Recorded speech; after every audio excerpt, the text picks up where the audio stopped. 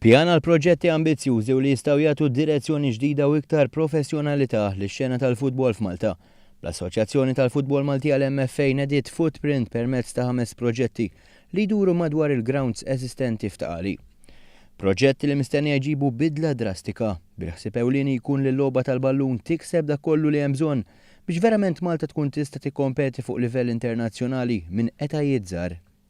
Is-Segretarju Ġenerali tal-MFA Angelo Ketkuti jgħid li f'din il-fażi se jibdew l-istudji li hemm bżonn li jagħtu stampa ċara tal-istruttura u l-infieq li se jsir fuq dawn il-proġetti.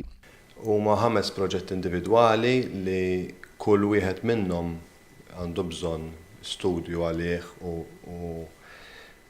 iktar ovvjament studju fuq nifsu, però as a whole tajb li nkunu nafu fl-aħħar mill-aħħar fejn irridu naslu biex anke meta mmorru fuq l-stakeholders, fuq il-gvern, fuq il-membri tagħna, fuq sponsors jew istituzzjonijiet finanzjarji, nkunu eżatt nafu il-proġetti tagħna fil-futur medium term biex ngħidlek x'inhuma.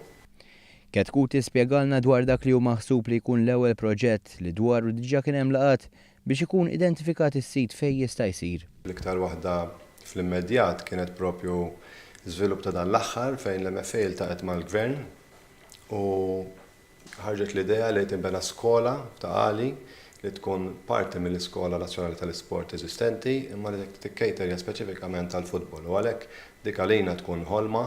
It-tieni proġett u l-bini ta' stenda l-ispettaturi fi training grounds filwaqt li jsir aktar użu ta' dawn il-grounds fit-tmiem il-ġimgħa meta ma jkunux qed jintużaw għat-taħriġ mit-tim nazzjonali Malti.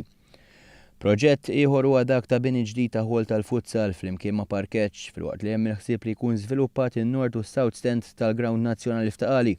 Dan il-proġetti mistennija jsiru fuq perjodu itwal mill-ewwel żewġ proġetti. Intant il-President tal-MFA stqar li hemm possibilità li tista' tinħoloq kumpanija li tissepara l-attivitajiet kummerċjali mill-governanza u bekk ikun hemm modi differenti ta' kif l-affarijiet jistgħu jiġu iffinanzjati.